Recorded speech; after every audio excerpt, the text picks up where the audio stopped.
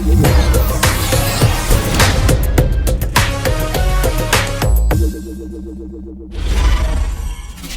up everyone, this is Marky2200 here and welcome back to my Need for Speed testing series, where today we'll be ranking all the modern muscle cars and Need for Speed Pro Street from worst to best based on their wheelie capabilities. Just like previous wheelie video, we're going to be ranking these cars into tiers rather than ranking them from worst to best, as that is more accurate for the cars themselves and more fair to the cars themselves. These cars could have gone from one of 6 tiers, but for this video we only have to be worrying about 2 tiers, that being A tier and S tier. A tier being that the cars have pulled a wheelie the entire drag strip, but they did have to use NOS to do so, and S tier is the same, but they did not have to use NOS to do so.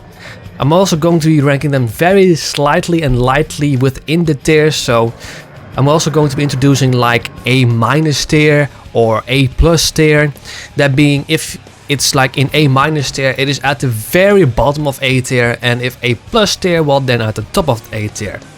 Same for S tier.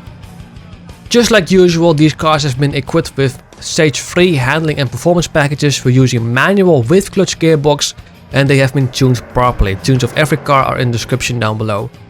With that said, let's see which of the cars achieved A tier, and at the bottom of A tier, so we're going to be saying by A minus tier, we have, quite ironically, the Mustang 06. The Mustang 06, which is the car that the drag queen uses, is at the bottom of A tier, so it's A minus tier, for the very reason that it barely achieved A minus tier. It's very inconsistent. I don't always get A tier. Sometimes we get like a little bit below 400 meters, sometimes above. Also, when this car gets up, it immediately wants to go down unless you shift very early. Not very great wheelie car this. The next 4 cars are solid A tier cars. They have no problem reaching 410-ish meters, that being the Camaro, the Mustang 03, the GTO from 2005 and the C6 Corvette. I do have to say that the C6 Corvette is a solid A tier, but it does tend to swerve in a direction, so that's something that you have to keep in mind. But other than that, these 4 cars are solid A tiers. If you use the suspension setup that I have, if you use the drivetrain setup that I have, you will easily make it to the end of the drag strip with using nitros, of course. There is no real difference between these 4 cars other than, like I just said, that the C6 Corvette does tend to swerve in either direction, but it's not a really major issue. Picking between these 4 cars isn't really a matter of which is better, which is worse. Picking between these 4 A tier cars is just a matter of personal preference. Then at A plus tier we have the Z06 Corvette. I'm saying the A plus tier because it was very close for this car to reach S tier, because if I'm not using NOS, this car can pull a wheelie of about 390-ish meters, something around that, so it was only 20 meters short for this car to reach S tier.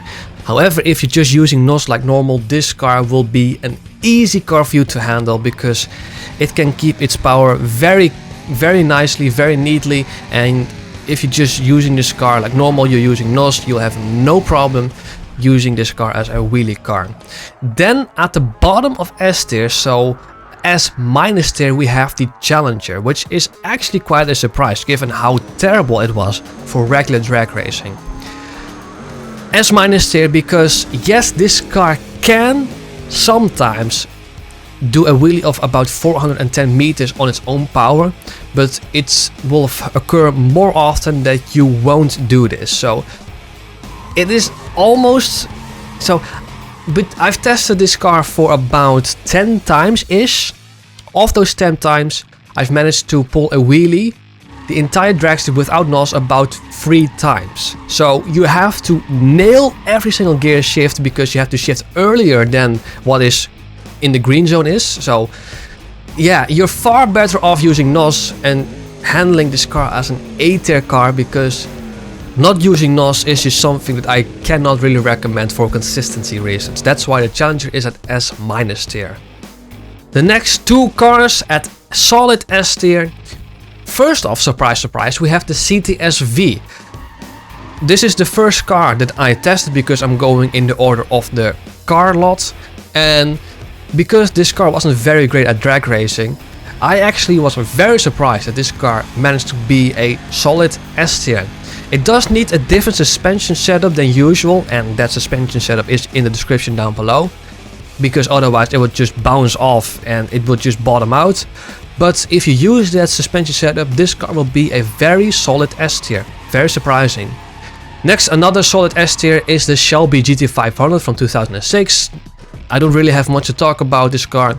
Solid S tier. Just use the suspension setup that I use to use the drivetrain setup that I use, and you will have no problem wheeling this car for the entire drag strip without using NOS. But then at number 1, I would say this is an S plus tier, because this car has no problem doing a wheelie at all. We have the Dodge Viper. I'm saying this is an S plus tier because the CTS-V and the Challenger like go up and down, up and down, up and down. It kind of like bounces up and down. The Viper doesn't. The Viper just gets up and stays rigidly up at a constant angle. And I have the feeling that this car could do a wheelie for another 200, 300 or so meters. This car is stupidly easy to wheelie. It also doesn't require any drivetrain tuning.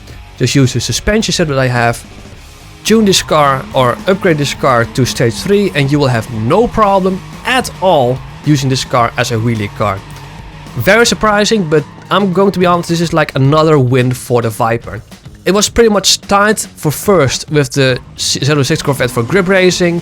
It is the best drag car, and it's the best wheelie car. So I am actually quite wondering if we're going to see like that the Viper will get straight first place all, the entire time. But so far, a triple victory. First one is shared with the 06. I am very, very pleased how the Viper is performing.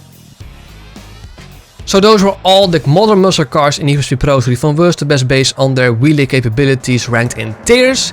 If you've liked this video, consider giving me a thumbs up. If you wish to stay updated on all my future videos and streams, consider subscribing. This has been Marky 2200 for now. Thank you so much for watching and take care.